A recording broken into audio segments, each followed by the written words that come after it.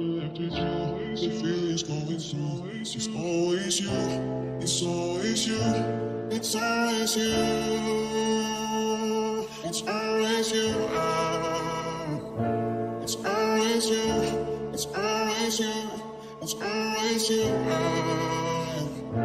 Keep falling for you.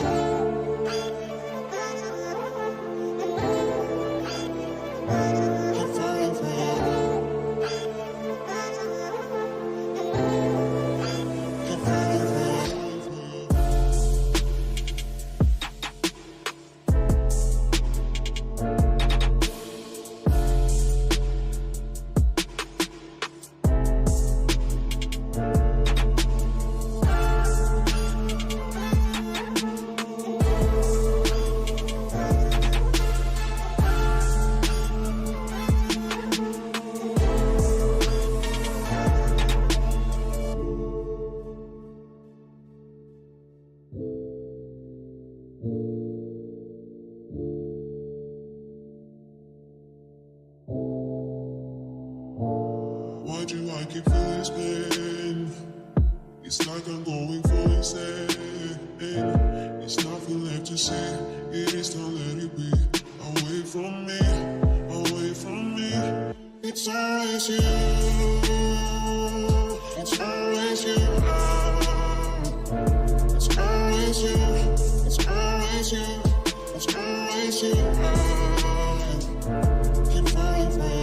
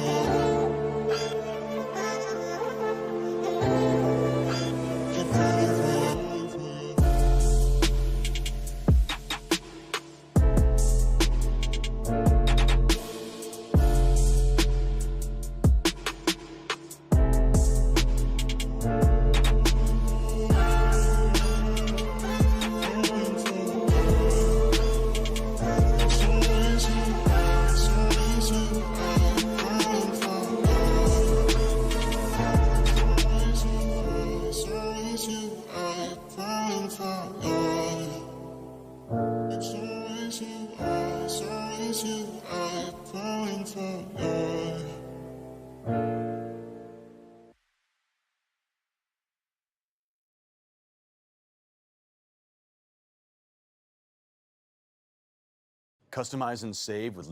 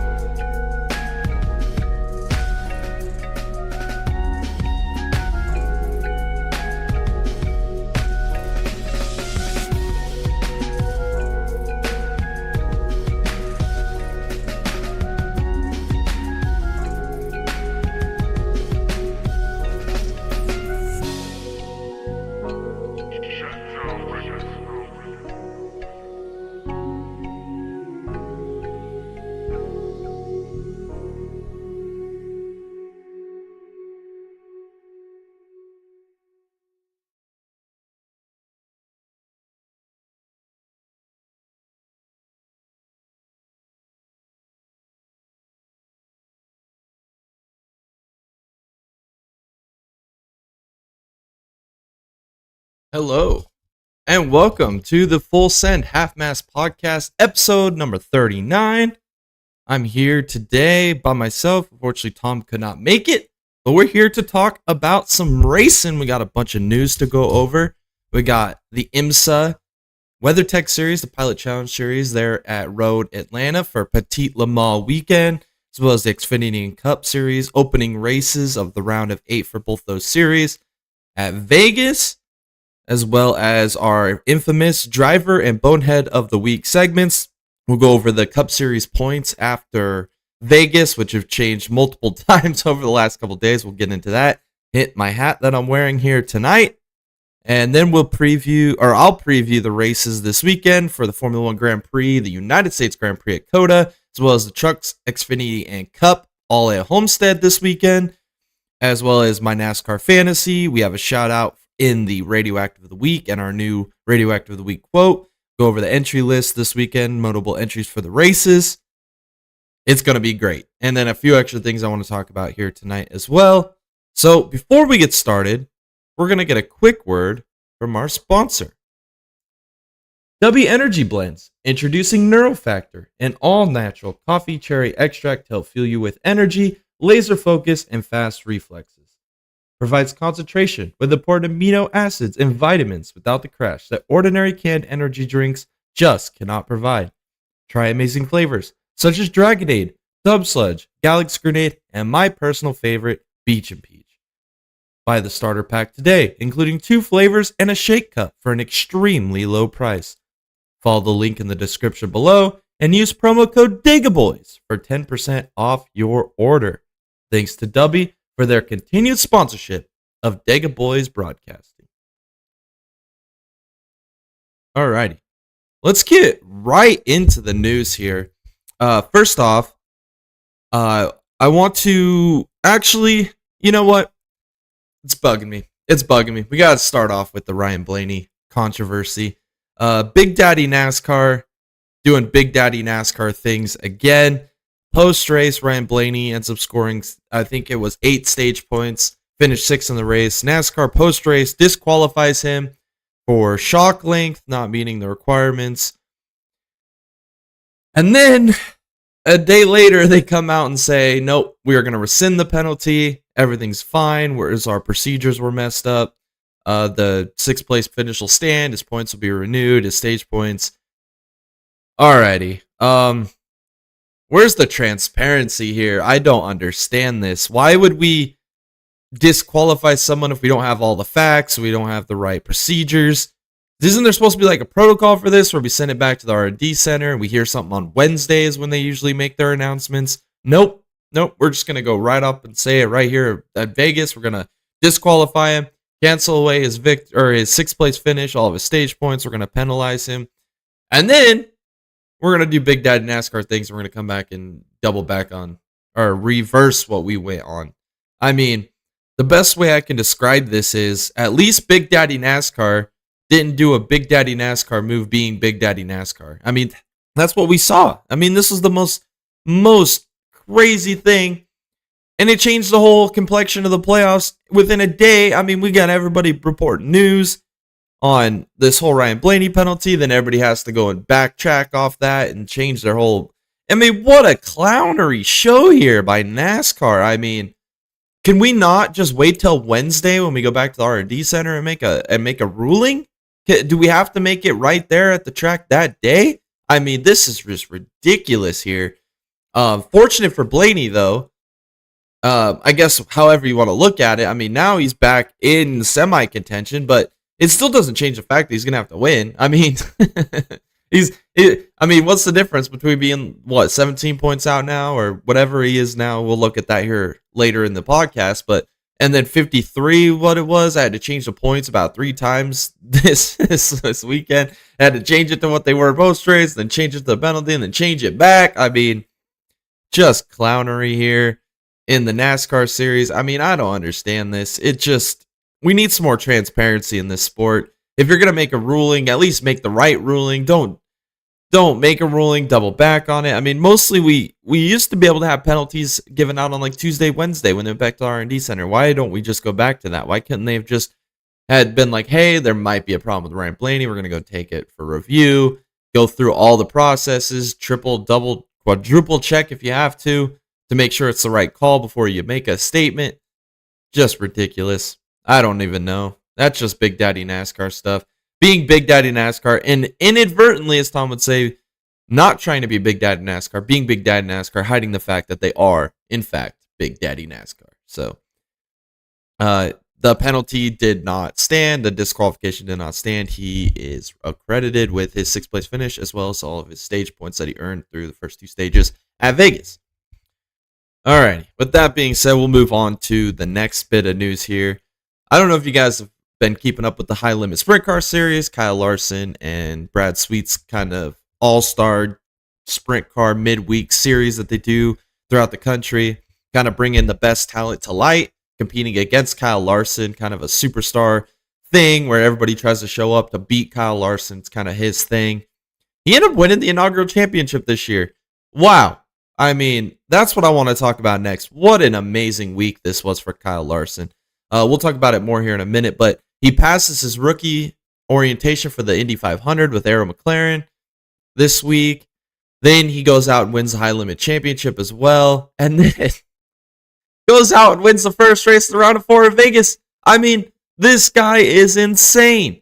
I mean, generational talent, without a doubt. A lot of people don't think that. A lot of people are whatever opinions about Larson, this and that. But he is a generational talent. He is probably one of the best drivers in the world of all time. Not just of our era or our generation, but of all time. I mean, we did that whole Mount Rushmore. We've had Tony Stewart on there. We had Kyle Busch.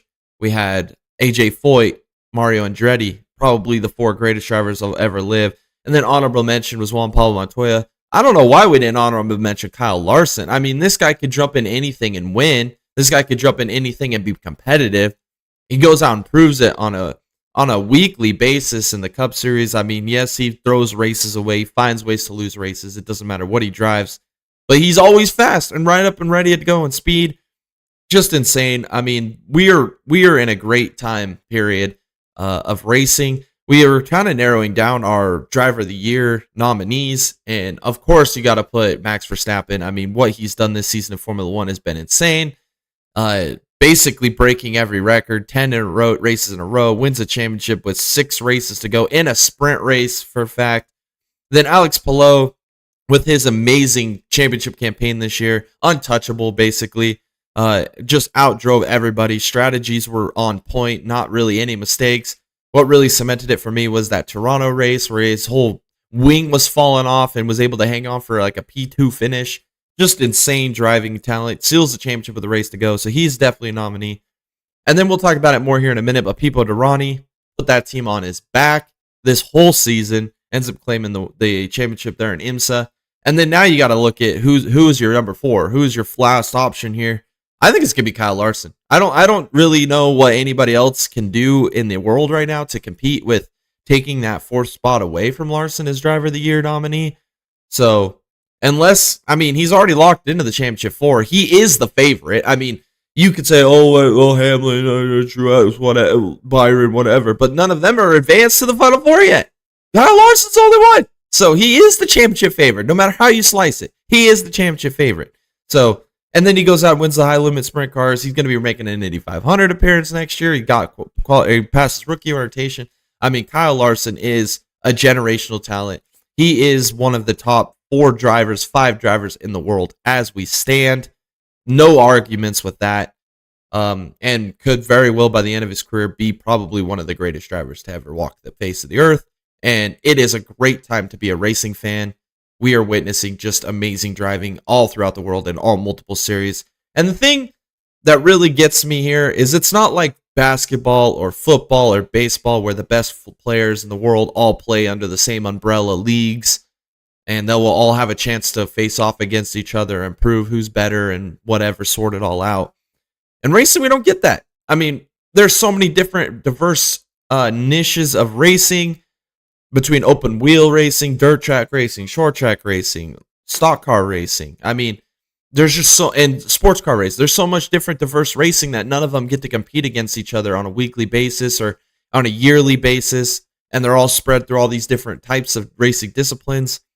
So it's really hard to judge who is the best, right? So in my opinion, would I, in an ideal world situation, to see all these drivers compete against each other on the same track at the same time, that would be the best thing to ever happen in racing. Unfortunately, that will most likely never happen unless we find a way to allow a uniform series where all these guys can compete, like maybe what me and Tom have talked about, but in the past, like a battle of the nations or manufacturers from each country with drivers from that country compete against each other in like a 3-race world tour basically each season, and spread them out where they're not conflicting with other schedules throughout the world of different series, and we'll see who the best drivers in the world are. But that's only a pipe dream, a wish, an ambition, but we'll see. Maybe someday that would be a thing and we could see that happen, but as of now, we have to do it on a non-similar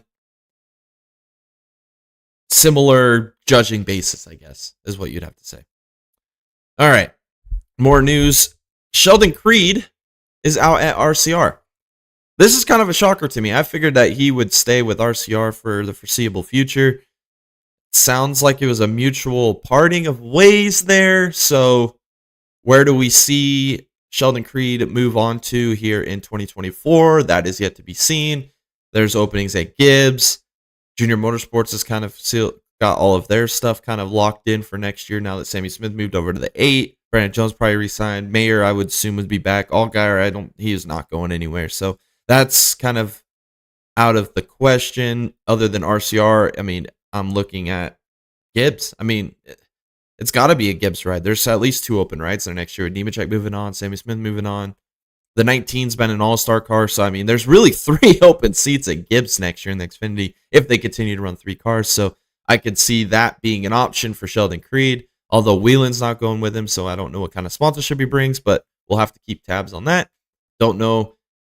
This could be like his last career chance right here, right? I mean, he's won an ARCA championship, a truck championship, and then got to the Xfinity Series installed. Can't find a way to win to save his life. He's literally coined the term Creed. I mean, creeding a race. I mean, he is Creed, man.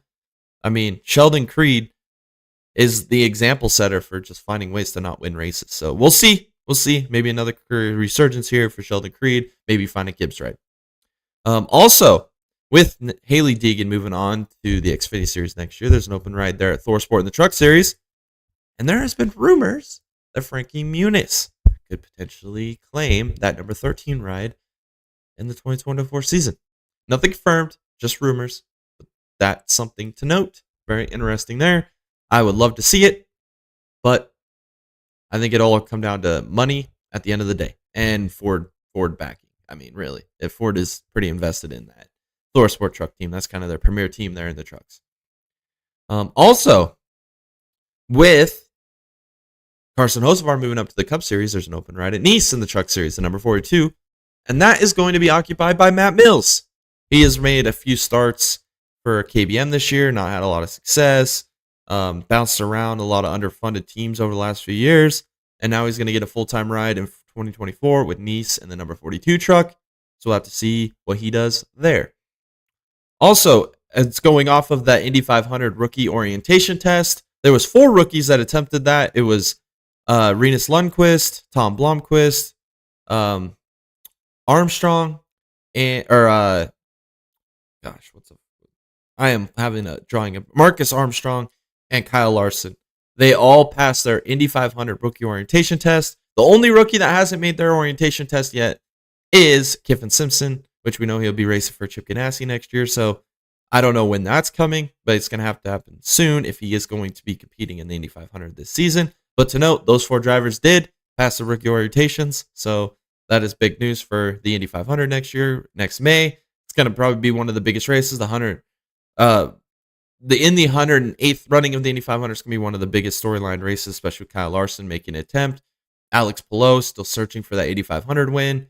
I believe that the Andretti cars will be faster. I believe that the McLarens will be faster next year, especially with Larson behind the wheel, having a chance to potentially win, maybe do the double.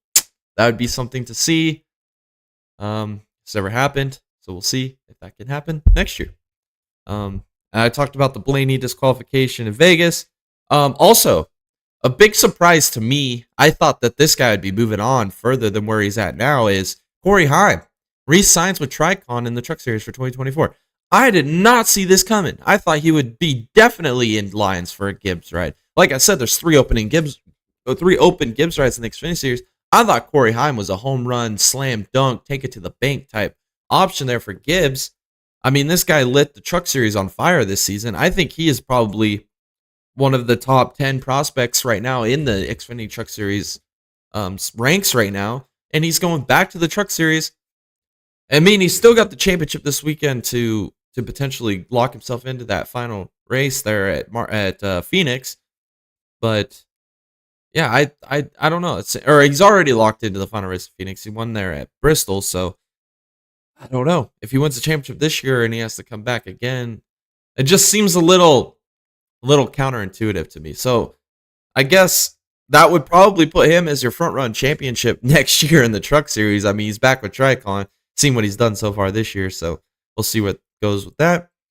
And then also Louis Foster. We've talked a lot about Louis Foster this year on the channel. He is an exceptional talent. Few races he probably should have won in the Indy NXT series this year, but we mentioned it many times. There was anybody from 1st to 8th could have won in the Indy NXT this year. It was stacked.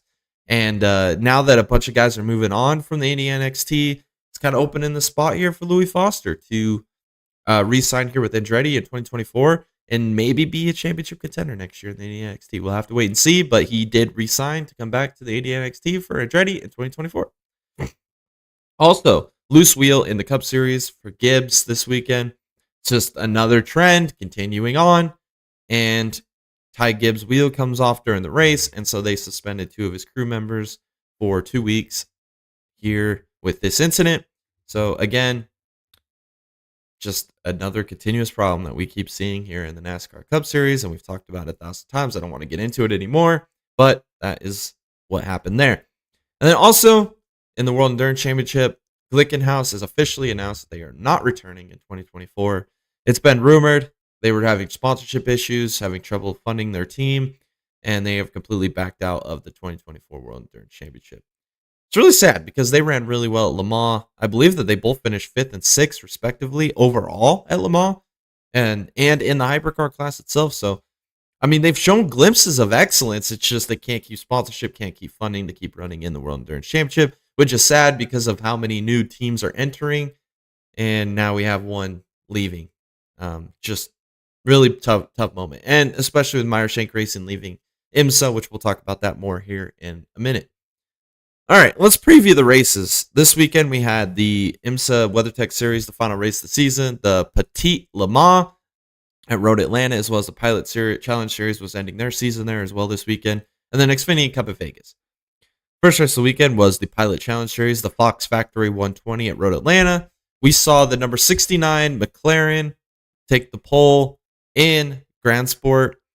I guess some of the major issues here, the number 17 Audi in TCR ends up losing its gearbox in lap 1. They were kind of a dark horse sleeper championship favorite there. Unfortunately, lost the gearbox there in lap 1. We had a caution early for the number 72 Mercedes Grand Sport entry, end up spinning. There was a lot of cautions. I mean, that was kind of the trend of the weekend there at Road Atlanta with full fields and all racing series there this weekend. We also had another caution for the number 15 Audi TCR stalling. And then another caution late when the number 17 number 77 BMW TCR crashed. That kind of changed the complexion of the race because it would end under yellow. And the number 69 McLaren with Lazar and Filsinger end up going flag to flag, winning this race in Grand Sport. And then the number 71 Rubber Rock with Liddell and Depew, they finally win the Grand Sport Championship. They were having a phenomenal year. They ran so consistent all year. There's a few races they probably should have won that they didn't. Finished top 3 pretty much every race. They were just a contender every week. And then in the TCR class, the high-end day, number 98 with Wilkins and Filippi end up winning the TCR race. But big news, the number 33 Hyundai, the sister car, ends up winning the championship with Wickens and Gottsacker. incredible here for Robert Wickens. I mean, the comeback trail for this guy was incredible. Had to relearn basically how to race a race car, not having use of his legs. We all know that story, but just incredible for Robert Wickens. I mean, that is a story to get behind. What an incredible comeback series tour for him. Very great story for motorsports, right? For him to come back and not only be competitive, but to win a championship. Just incredible. All right, and then in the Xfinity Series, the Ausco Uniforms 302 at Vegas, we saw Josh Berry qualify on pole. He's no longer eligible for the playoffs or for the championship. He got eliminated there at the Roval. We had a caution lap 4 when Emmerling lost his engine.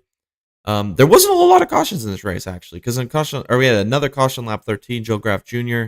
Crashed running into the back of Brett Moffitt, who kind of lost it there off of 4. And then really that was kind of it for cautions, besides one more, which we'll talk about here in a second. But Cole Custer ends up winning stage 1. The Stewart-Haas Fords in this race were just dominant. The last real major caution of this race was on lap 54 when Rajah Caruth also lost his engine right in front of the field, spilled a bunch of oil and a big accordion wreck. Just tons of cars crashed there to start stage 2. Just very unfortunate for a lot of those guys. Had nowhere to go, got caught up in the oil. And Rajah Caruth was running pretty well. I mean, it was just unfortunate for him as well to lose an engine and then take out most of the field. And then right there on the last lap of stage 2, Riley Herbst got past Cole Custer, his teammate, to win stage 2. There, just put on an absolute masterclass of a drive. Goes on to win this race in real dominant fashion. I mean, I can't believe he finally won his first career race at his home track. He's from Vegas, wins at Vegas. Incredible story. I mean, I didn't think we'd ever see this guy win. I mean, there's like a good handful of drivers out there that you look at and you're like, they're never going to win a race in NASCAR. I mean, they're here, they're hanging out, they're running good, but they just don't have that it factor to find victory lane. And this is one of them. And he did it. He won a race. I mean, just the colossal failure to miss the playoffs, just everything fell apart right there at the end of the season. Looked like they were going to be fine to make the playoffs. And it's with this win, it's like, wow, what could have been? I mean, what could have been for Riley Herbst this season? Just a career year for him. We'll have to see what his 2024 plans are, but to get his first career win here in Vegas, I don't think there's any slowing this guy down. I think that there's more wins to come here for Riley Herbst in the Xfinity Series. I can't believe I'm saying that. I really can't. Just unbelievable. Congratulations to Riley Herbst. That is an unbelievable. We talked about it. I talked about it a lot on the watch party there for Petit Le Mans. I mean, just incredible. It's an incredible moment there for Riley Herbst. I think that's pretty underlooked. I think that people need to take some stock into that. That's pretty crazy. All right, and then the watch party, right? We're here for Petit Le Mans. We did the last 3 hours or so of the race. Tom jumped in there a little bit later, and we ended up watching it. But what a race this weekend! What a season for the GTP or for GTP class in IMSA. What a season for all of IMSA. I mean, we had just amazing battles all season long. Just storybook season. I mean, this is a documentary in the works here for this season in IMSA for the WeatherTech series. We saw the number 10 Acura qualifying pole. Going into the weekend, we talked about it, the Action Express Cadillac, the number 10 Acura for Wayne Taylor, and then the number 6 Porsche Penske. They were the 3 favorites for the championship. I mean, they came in separated by 5 points. It was anybody's championship to win. Well, with qualifying being in the books, the number 10 Acura kind of took the championship lead here, and they were the favorite going into the weekend. They qualified on pole in qualifying. Major incidents in this race, though. Hour 2, big crash for the number 6 Porsche Penske, collected in just a massive crash going into turn 10. It was probably a 4 or 5 car incident. Just a huge crash. Derailed the championship hopes for the number 6 Porsche Penske. Just really devastating. I mean, them and the 01 Cadillac were probably the best two all season. I mean, there's without a doubt. Just bad luck after bad luck after bad luck for those two teams all season long. And again, it carries over here for the Porsche Penske number 6. Just no championship for Nick Tandy or Matthew Jaminet. I mean, they just couldn't seal the deal here, just in an incident out of their own control. And then on hour 4, we talked about it last week, or the last podcast that we talked about IMSA. the number 14 Vassar Sullivan car with Barnicoat and Hawksworth. All they had to do was start this race to win the championship. Thank goodness they did, because hour 4, Ben Barnicoat went right through the grass, hit the grass, and just tore the whole front end off the car. They did not even finish the race. They sealed the championship by starting. Didn't finish the race, though. Just unfortunate they didn't get to cross the line with the championship. So that was that incident. And then hour 5, the championship was already sealed, but the number 3 Corvette had, again, just kind of like the 01 Corvette there or Cadillac there in the GTP class. This number 3 Corvette has been just hit and miss all season. Good race, bad race. Just can't keep the consistency together. End up having drivetrain issues there in hour 5 out of this race. That was very unfortunate for them. They didn't get to see the finish as well in the final race of the season. And then hour 6, another championship favorite. I mean, the drama in this race was just absolutely insane. We saw the number 11 LMP2 with Mikkel Jensen behind the wheel. They end up wrecking into the wall. LMP2 championship contender, favorite. They had it sealed, basically. All they had to do was really just kind of finish this race in a decent position. Ends up wrecking out of the race. Lost the championship right there in one move. Hour 6. Unfortunate there for that team after the great season they had. I mean, just insane. And then again, hour 9. Everybody's seen it. The controversy, the social media went ablaze for this incident. The 31 Action Express Cadillac there with Durrani behind the wheel, and then Albuquerque behind the wheel, the number 10 Wayne Taylor Acura. It looked like it was a championship battle between those two. Whoever was ahead of the other ended up taking the championship battle lead. They were back and forth for the last 3-4 hours of this race. And in this situation, we saw how good the 10 was on the restarts, and the 31 Cadillac was not. And so this was after a restart. Albuquerque knew he had an opportunity to get by Durrani there. This was a championship move. Right on the early parts of that early run, he knew Durrani had the long run speed, so he had to make a move quick. He tried him one lap, wasn't able to make it happen. The next lap by, gets a great run, takes it to the outside. Durrani saw him making the move, left him a lane on the outside of him, and unfortunately, it just push came to shove. Championship was on the line. Albuquerque made a bold move. Durrani did everything he could to hold him back. They made contact, and Albuquerque went off the track straight into the wall. Ended the hopes for Wayne Taylor Racing. Ended the hopes for Albuquerque. Championship battle here, and that was it. That's all she wrote. The stewards, the race officials, put it into review. Me and Tom said it live on the watch party. We thought this was just a racing incident, and I still believe it. I've seen the replay about 10, 12 times now. I've seen it from different multiple angles. I've seen it from the onboards. I've seen it from different angles from the inside of the chicane, or from the inside turn there in turn 1. I've seen it from the outside turn there in turn 1. I've seen the front view. I've seen the rear view. I still believe it was a racing incident. When you're racing, if someone's going to make a bold move to you on the outside, all you got to do is leave them a lane. That's what Durrani did. Durrani left him a lane of racing. It wasn't a move to make in that turn. But you can't fault Albuquerque either, because he knew this was his opportunity to take the championship. He had to make this move. If he doesn't make this move, he doesn't win this race. He doesn't pass the 31. He doesn't win the championship. That's just all there is to it. It's a racing deal. Thank God Big Daddy NASCAR didn't have a say in this, because they would have probably disqualified Durrani and took him out of the championship opportunity here. I don't fault Durrani. I don't fault Albuquerque. I think it was just a racing deal. It was a racing deal. And unfortunately, it cost the 10 team the championship.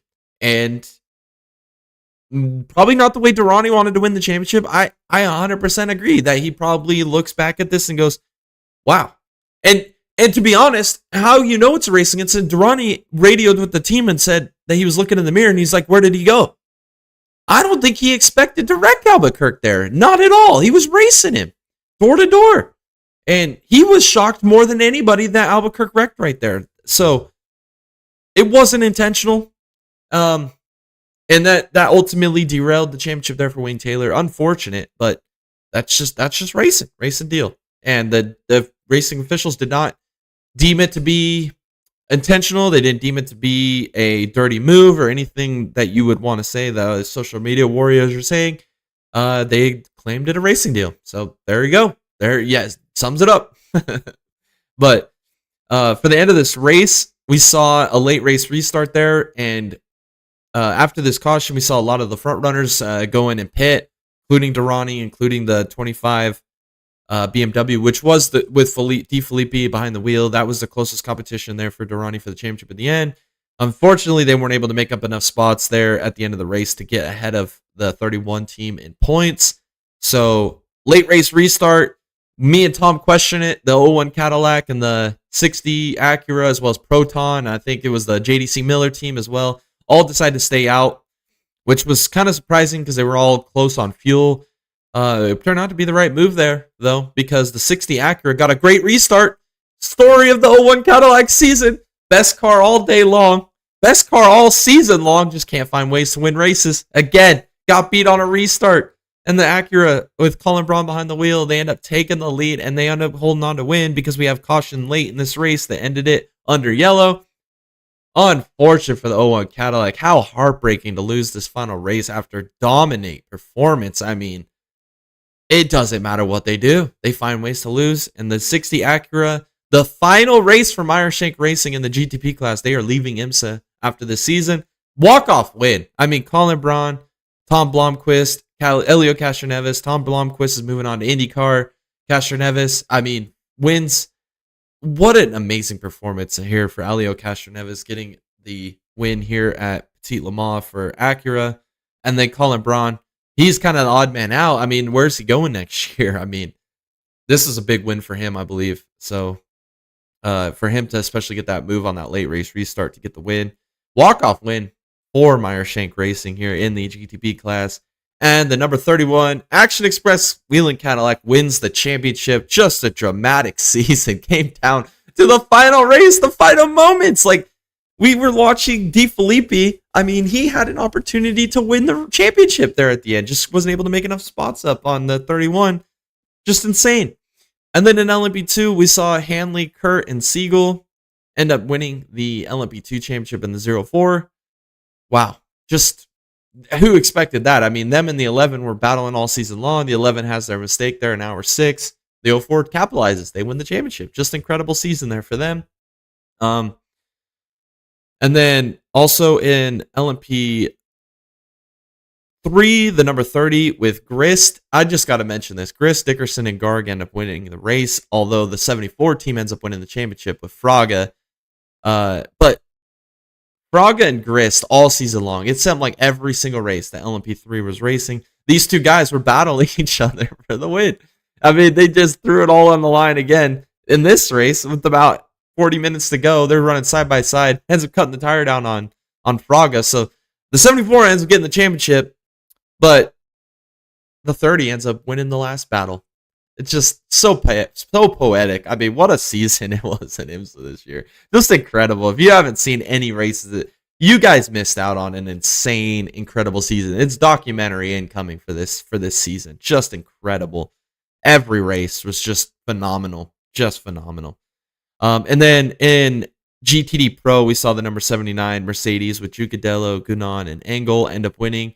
They had a great season as well. Multiple races they should have won, couldn't win. But the Vassar Sullivan team was just so dominant this season. They took the championship over them. Anyway, and then a big upset, I think, in GTD. I mean, incredible that Spinelli, Liddy, and Goikberg end up winning the GTD race. The Lamborghini. I mean, they came out of nowhere to win that race. That was incredible. I mean, nobody had them pegged to win this race, and they did. Just a Cinderella story there in GTD. So congratulations to them. What a great year in IMSA. I can't believe it's already over. I am so looking forward to next year. New manufacturers coming in. LMP3 moving down a notch. Teams from LMP3 moving up to LMP2. LMP2 teams maybe moving up to G2P. I mean, just insane. Just insane. Jordan Taylor's going to be back behind the wheel of a GTP prototype car. I mean, this is crazy what we're going to see next year. Lots of shakeups. And to note that Hanley and Kurtz in the 04, they also, by winning the LMP2 class, they get the honorary nominee to run Le Mans next year. So that's big news there for them. That's a huge accomplishment. Congratulations to them. Alrighty. Now, the Cup Series race, the first race of the round of 8, the South Point 400 at Vegas. We saw Christopher Bell qualifying pole. We've talked about this. This guy is the modern day Rocket Man. I mean, this guy just wins poles like they're going out of style. Christopher Bell, man, crazy. And me and Tom had this guy out early in the playoffs. We did not expect him to make this deep of a run. He has a qualifying on pole. We had a caution lap 65. Eric Jones loses a tire. I think tires were the main issue with a lot of these incidents here. Larson ends up winning stage 1, continuing his dominance here in this race. We'll talk about that more here in a minute. And then another caution, lap 112, another Legacy Motor Club car here with Carson Hocevar ends up crashing out. Big news there for him. Another tire incident. And then another caution, lap 145, Alex Bowman crashed. It looked like another suspension problem or something broke there. Spun, overcorrected into the wall, end of his race. Kyle Larson goes on to win stage 2. And then we had a caution, lap 209 with Chase Briscoe spinning, another tire issue there. And then again, caution with 51 laps to go. Ty Gibbs, loose wheel. We talked about his suspensions there for his crew members. And late race charge there by Christopher Bell, by Kyle Larson. He closed that gap from about 2 seconds back all the way down to his bumper, nearly side by side there coming to the line with Larson, but Larson was able to hang on and win the opening round of the round 8, locking himself into the championship 4. New championship favorite is Kyle Larson. And to look at the points real quick before we get into driver and bonehead of the week, after the DQ and then the DQ getting rescinded, these are what the points look like going into this weekend's race at Homestead. Christopher Bell is 2 points out. Reddick is 16 points out. Blaney is 17 points out. And Buescher is 23 points out. So we'll have to see where that goes from there. I'll give you my predictions here in a little bit. I'll kind of hint on what I'm thinking is going to happen here this weekend. Although I've been pretty much wrong. Me and Tom's Final Four is already busted. First race of the year. First race of the round. So, I don't know. Take what we say with a grain of salt. So, driver of the week. I'm going to nominate Colin Brown. I mean, he needed this win. The walk-off win here in IMSA. I don't know where he's going next year, whether he's got a ride, whether he's got something locked up. Maybe he'll partner up at Wayne Taylor Racing with Jordan Taylor next year because they're running 2 cars. That would be a good landing spot with him if he's going to stay at Acura. And then also I want to nominate Lane Riggs, P10 in the Xfinity Series. Hasn't made a whole lot of starts, and that's a really respectable finish, P10 there for him. And then I'm going to nominate Kyle Busch there in the Cup Series. This guy, I mean, gets eliminated. I wish he would have made this round. I think he would have been a lock for the round of 4. In my opinion, I think he would have made the round of 4 if he'd have just made this round. He ends up rallying there late, drove through the field, and ended up finishing P3. Just where did he come from? It's crazy. I don't think anybody ever even talked about it or noticed it, but great job by him. So I'm going to nominate him. I mean, nobody else is talking about it, so why not the Dega Boys, the hub for motorsports. And then for Bonehead Moves of the Week, I'm going to nominate Mikael Jensen from championship to crash. I mean, just what is happening there, man? You got to just survive the race. You win the championship, and he ends up going championship to crash. And then Ben Barnicoat made a mistake, ended up ripping the whole front end off the car. They couldn't finish the race. Couldn't walk off of the perfectly nice race car there at the finish of that race and be the champion. So we'll nominate him. And then what ended the race there to secure the win there for the Acura and the Wheeling Cadillac was that late race caution. The GTD field, I'm just going to nominate the whole GTD field. I mean, what clownery. IMSA brakes, IMSA action, Formula 2 at its finest here. Just cars running each other over, just complete shenanigans at the end of this race. So I'm going to nominate the entire GTD field late in this race as Bonehead Moves of the Week. I'll put those polls up after this podcast for you guys to vote on. I'm curious to see what you guys vote for. Alrighty. I think that summarizes the races this weekend. Just amazing racing. Winding down the season. IMSA's done now.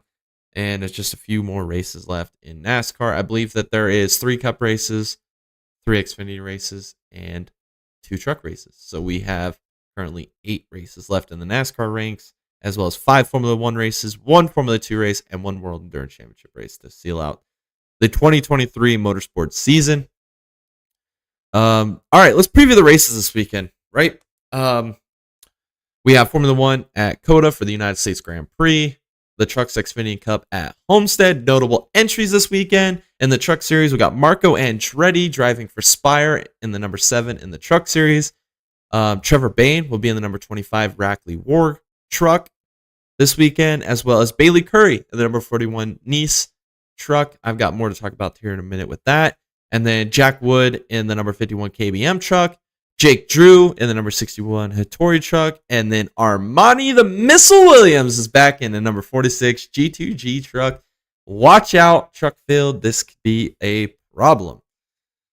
All right, in the Xfinity Series, we have JJ Yaley in the number 4 for JD Motorsports. Natalie Decker, again, watch out, everybody in the Xfinity field. She is in the 07 SS Greenlight entry. And then we have Derek Kraus in the number 11 colleague entry. I'll talk more about that here in a minute.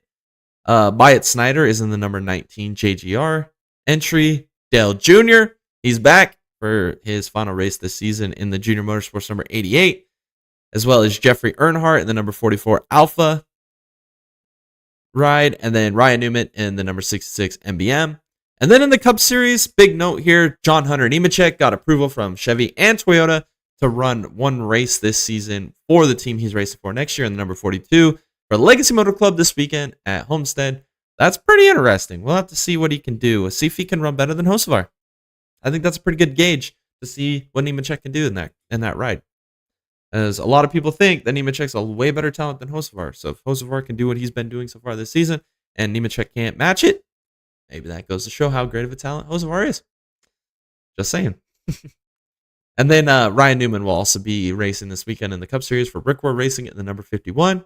And then Daniel Ricciardo is back this weekend for AlphaTauri, recovered from his wrist injury, and he will be racing this weekend at the United States Grand Prix for AlphaTauri. All right, it's time to make my predictions for this weekend. In the Truck Series at Homestead, the Baptist Health 200. I'm taking Nick Sanchez to win this race. I'm telling you. This guy with the whole controversy getting punched in the mouth there, or in the face there by Matt Crafton at Talladega. I think it lit a fire underneath this man. I think he's got a chip on his shoulder. He's currently into the final race there at Phoenix. This is the final race of this round. This is do or die. He's 2 points currently up from the cut line. I think he goes off and walk-off win here and does it. I think he just a slap in the face of Matt Crafton gets the championship 4 here and wins this race in a walk-off win. My dark horse here, I'm going to take Bailey Curry. I mean, we've seen him do pretty well in his few select starts with Nice when he has good equipment underneath him. I think he's a dark horse. I think we'll watch out for Bailey Curry this weekend. Maybe he'll surprise some people. All right, and then Saturday, the Xfinity Series, the Contender Boats 300 at Homestead. My favorite for this weekend is John Hunter Nemechek. I believe he wins this race and secures himself into Phoenix. I think he does it in pretty dominant fashion. I think that he is head over heels the best driver right now in the Xfinity Series. I mean, you can make an argument for Austin Hill. You can make an argument for Justin Allgaier.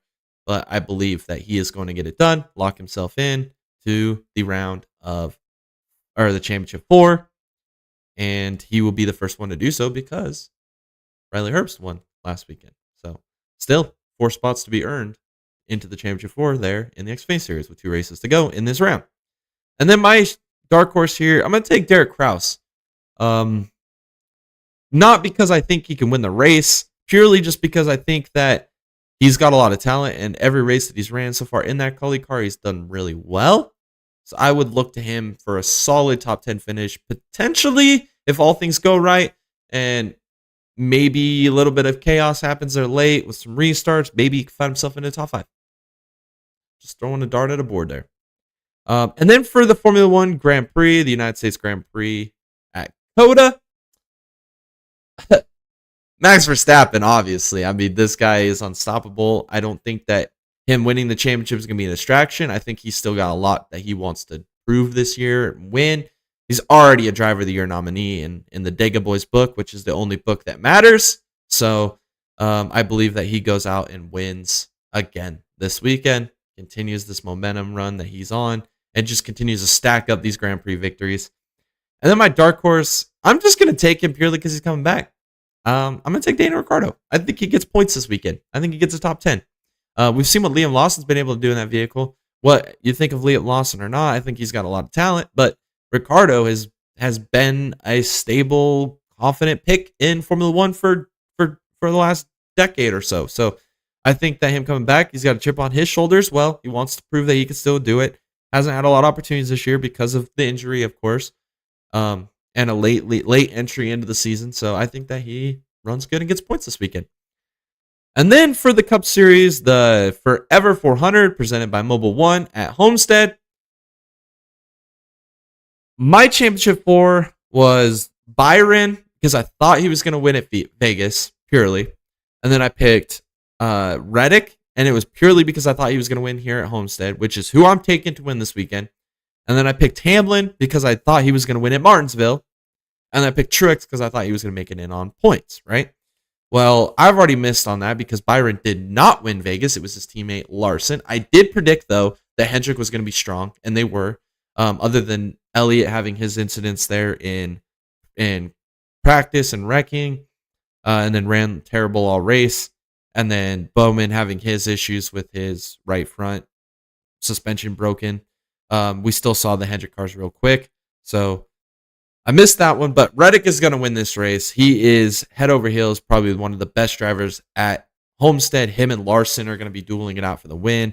I think Larson still has a lot he wants to prove and who wants to win, carry that momentum on. But I believe Reddick will get the best of him here, and he will win this race, lock himself into the round of 4. And that's going to change things because look at Hamlin and Truex, both currently 2 points on the cut line over Bell. So if Reddick does win this race like I've predicted, wow.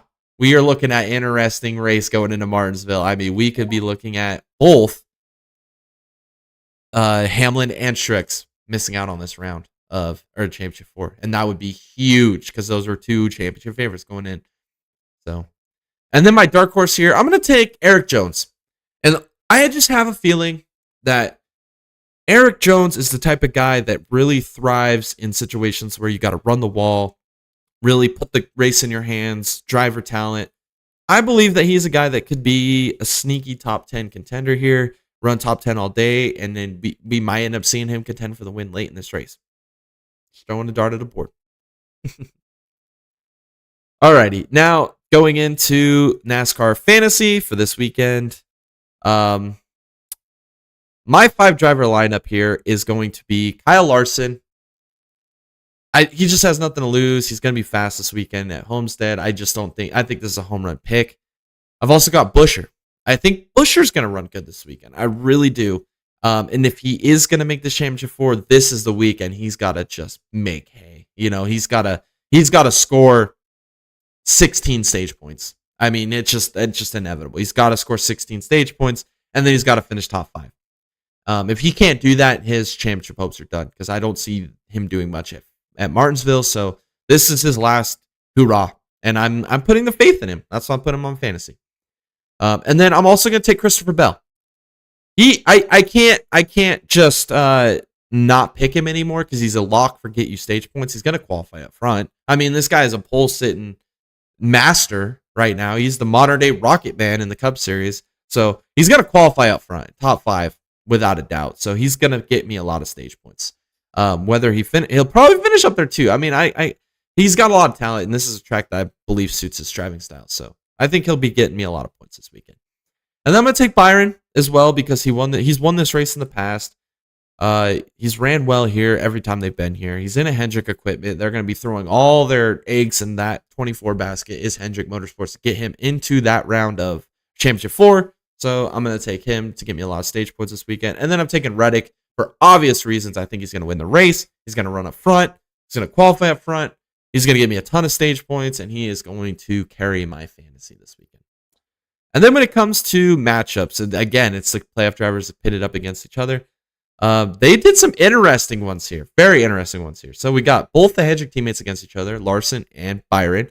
I believe Larson is going to finish higher than Byron. I think it's going to be like a position or two. It's going to be like splitting hairs here. But I do think Larson finishes better than Byron here by maybe a position or two.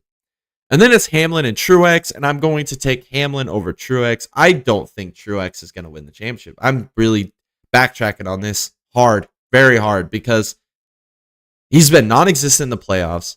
I don't think that the arguments between him and James Small is should be looked into. I don't think that's that big of a deal. I think that's just the way they communicate. We've seen this before with Chad Knaus and Jimmy Johnson. Didn't slow them down from winning championships. We've seen this multiple times with other teams in the past. I don't think this is something to really be too concerned about. I think that's just the way it is. We've seen this with Kyle Busch and Adam Stevens in the past. I mean, I wouldn't be concerned about the disputes, but I would be concerned about the poor strategies and the lack of performance by this 19 team. And I just don't see him running that great this weekend. Yes, he's going to finish top 10. Yes, he's going to run in top 10 all day, but I think Hamlin's going to run top 5. So that's why I'm taking Hamlin. And then my next matchup is Reddick and Bell. I mean, this is, I think, is a slam dunk pick here for Reddick. I think Reddick is going to win the race. So I'm taking Reddick to beat Bell here. Unless Bell goes out and just absolutely dominates this race, I just can't pick him over Reddick. I mean, I feel like I'd have to see the end product before I take Bell over Reddick. I can't just predict it before, you know? That's just the way I feel. So we'll take Reddick over Bell there for the finishing position. And then we have Buescher, Blaney. Blaney, Buescher, I still feel like they're both kind of in a must-win. I feel like Buescher, if he can do what I said, score 16 stage points, finish top 5, I think he has a chance, maybe an outside chance to make it to the round of 4, depending on what happens with Truex, whether Reddick wins a race. I don't know. Maybe Bell can win the race. Who knows? But I think that he is going to run better than Blaney regardless. I don't think Blaney has it for the championship this year. I think he caught a lucky break not having this penalty enacted, but even happening, I still think he was in a must-win situation either way, whether the penalty stood or not. So I think Buescher runs better than Blaney. I just don't see the pace out of Blaney. He's been the dump truck master all year, and I just think it continues again this weekend, and Buescher runs better. Alrighty, few more things here before we get out of here tonight. Radioactive of the week, we had a person that guessed it correct this week. A big shout out to Mason McKinnon 876. He guessed the quote of the week last week. It was AJ Allmendinger. Phenomenal job. So you get a shout out, Mason McKinnon 876. Hopefully you're tuned in tonight. You got the shout out. You got it, bud. The new quote for this week is slick as blank, getting in there. If you can guess which driver said that quote in the post after this podcast, you will get a shout out in next week's podcast, just like Mason McKinnon 876. So good luck to everybody. Hopefully you can get this one right. Alrighty. Now when it comes to, we did our watch party this weekend. When it comes to the November watch party, I think we're going to put it down. Me and Tom have talked about it. I think we're going to put it down to 3 options with an all of the above option. So for November, I will put this post up probably here in the next few days for the November watch party. The races are going to be, we're going to do the Xfinity Championship race, the Cup Series Championship race, both at Phoenix, and then the Formula One Championship at Abu Dhabi. And then on the bottom for the 4th option, we'll put all the above. If you want to watch all 4 of those or all 3 of those championship races as watch parties, that will be an option for you. So I'm curious to see what you guys vote for, whether you guys want to do one specific race or if you want all the above. We're willing to do all the above. Me and Tom have talked about it. We are willing to do all 3 of those races as watch parties in November. Alrighty. That's going to summarize the podcast. I don't really have anything else to talk about tonight. Unfortunately, Tom didn't make it. Hopefully, you guys enjoyed the races this weekend. What great racing we saw. We're going to have another slate of great races this weekend, like I've previewed. I do want to shout out King of Camo, a partner of our channel. Just awesome, guys. If you guys love guns, gun customizations, shooting of guns, gun camos, these guys have it all. These guys are the premier place on YouTube for gun customization, gun modifications, gun painting camos. Big supporters of our channel. Big news coming out of up here in the upcoming months with them. Big supporters of our channel, big partners of our channel. I just want to thank them. Those are great guys. Nate and Ryan, go check them out. They've got some great content. Go check out their channel and go comment on their channel. Tell them that the Dega Boys sent you. Go show them some love. They would really appreciate it. We would really appreciate it. Big supporters of them. Big supporters of our channel. King of Camo. Check them out. I also want to shout out Dallas Seward. He is a member of our channel. We've seen him on the channel several times so far this season. Racer in the NSR League as well. He is a member of our channel. If you want to become a member of our channel and get a shout out just like Dallas, there is in this link of the description of this video, of this podcast, this live stream, you can find that. There are multiple tiers for you to choose from that best suit your financials or your support of the channel. All of that goes back to help our channel and allows us to make great content every week for you guys to enjoy here on YouTube, the hub of motorsports.